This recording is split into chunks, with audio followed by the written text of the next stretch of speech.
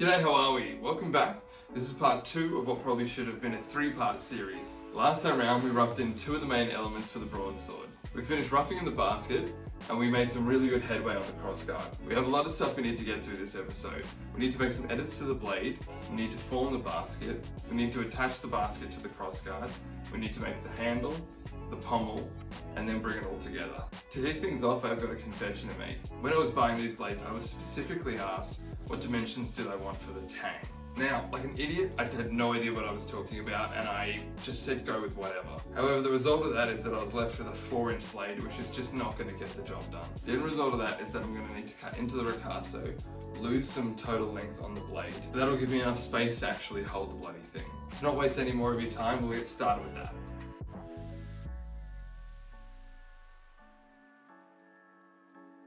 While cutting back the ricasso, the thing that I especially need to pay attention to is that the transition from the tang to the blade is nice and smooth. I especially don't want a hard right angle up in that transition because that introduces a point of weakness that's just begging for a crack.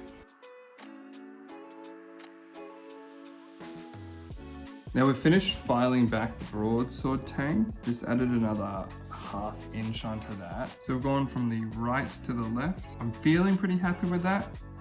I guess only time will tell. Time did in fact tell. I needed to put another 1/2 inch onto it.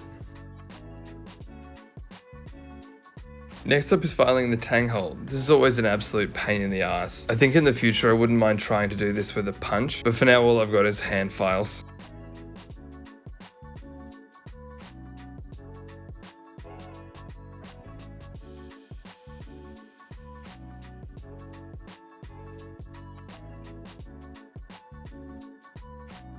So far we've managed to make a nice little stepped slot inside the quillons here. The issue I'm having is that cutting these corners on the inside of the slot is proving to be pretty bloody difficult. So my solution to that is hopefully going to be this tungsten carbide cutting burr. This just goes with the Dremel and I'm hoping that I can get the corners nice and neatly with that so that the blade fits snug. Now I need to mention that the slivers that are produced by the Dremel with a carbide burr are an absolute nightmare. They get stuck everywhere, they get in your gloves, they get on your shirts, and they are sharp as all hell.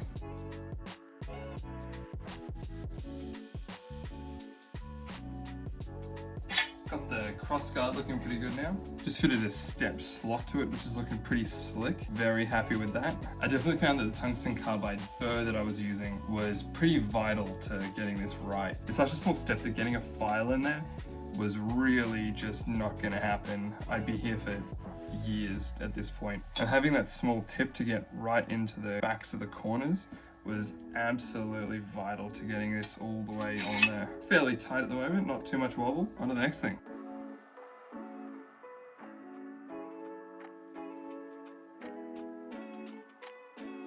The basket is now properly cut out and cleaned up. We now have the terrifying task of trying to bend this into a correct and even shape. Not sure quite how we're going to do that yet. Might be this vise, might be outside with the hammer. I think I'll start with the vise, but we'll see how we go. When I do this again, I'm definitely going to need to create some sort of jig. The vise setup I've got at home doesn't really allow for things to be bent around, so I'll need to keep that in mind.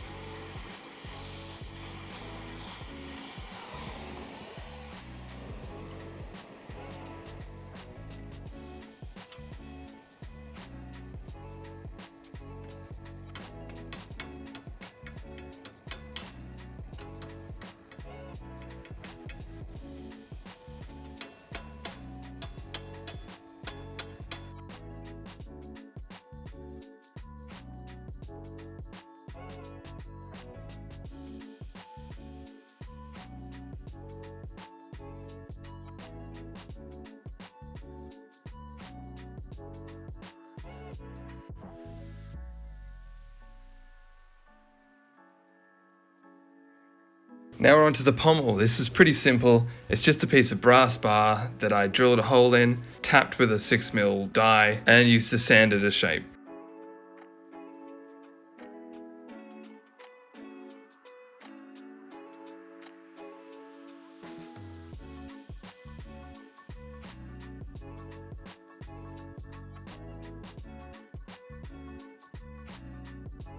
Yesterday was very productive. We managed to finish off the pommel. As for all the last ones, I would really like to learn how to use a metal lathe so that I can get this looking really pretty. But for using a belt sander, I am not upset with that. Could be looking a lot worse. More importantly, however, finished bending the basket into place. Now it's not perfectly symmetrical and even everywhere. There are some errors I made early on that have trickled down into the final form, but they're really only visible under close inspection. So the next thing we want to do is file some slots in the top of this so that it fits snugly into the base here. We will then weld those together, and we'll also weld the bottom.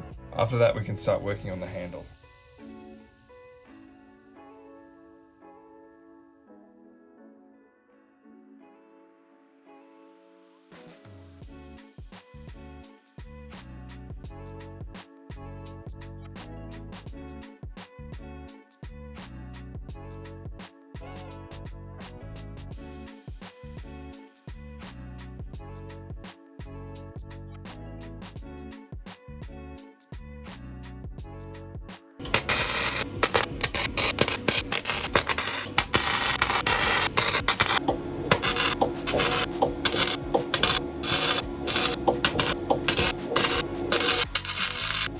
After a spot of shit welding, all that we gotta do is clean off all the splatter and then get the rest of the basket looking really nice and shiny. We're up to making a handle now, and I thought we would make it out of a lovely piece of red gum. When oiled up, this is gonna look absolutely spectacular with a really nice red hue. So, I think the methodology for this is gonna be to use a chisel to cut off these large chunks on either side of our drawing here. After that, we're gonna whittle away the rest of the material until we're left with just a tube. Once we have that tube, we're just going to take off bits of material until we get it into a nice comfortable handle shape. And lastly, we'll need to get the center ready for the tang.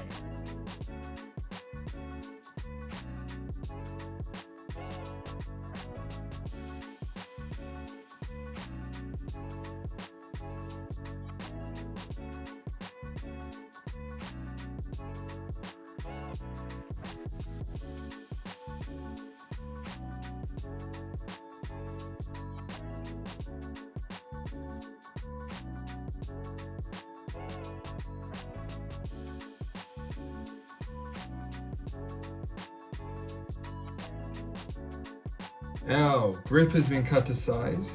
We've hollowed out the tang hole and it's now fitting pretty snug. Now we just have to oil it.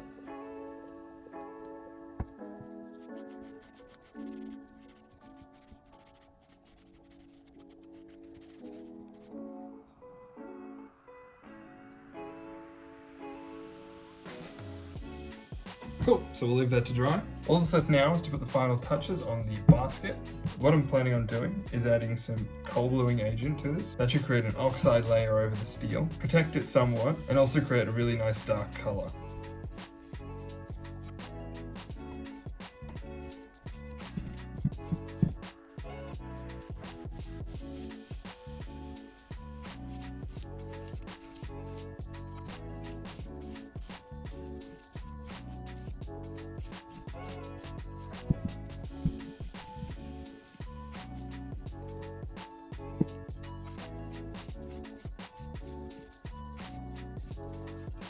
When you're using this stuff, there's two things you really want to be aware of. One is that you need to wear PPE. My finger is burning right now, so that ship sailed. The second thing you need to be aware of is that you need to wash off the super glue as fast as you've put it on. If you leave it for too long, it will turn to red rust very quickly, so wash it off very thoroughly. Now with that done, I think there's one thing left to do, and that's show the whole thing off together.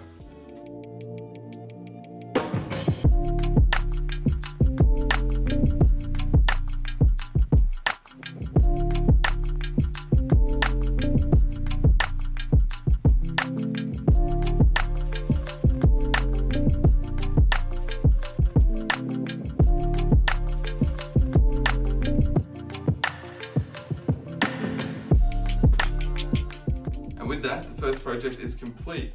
It's been a long journey, but it's been a hell of a lot of fun. I'm very excited to use this thing in combat. I've already tipped up the blade. Over the next week or two, I will video some of the fights that I have with this thing. And we'll do a bit of a review on the blade, the hilt construction, and probably my fighting as well. And with that, we can move on to the next project. The next one's going to be a quick little video that actually ties into the process of making this one. Now with all that said and done, it's been great having you with me for this. If you enjoyed this video, please do like and subscribe. Join me for the next project, and I will see you then.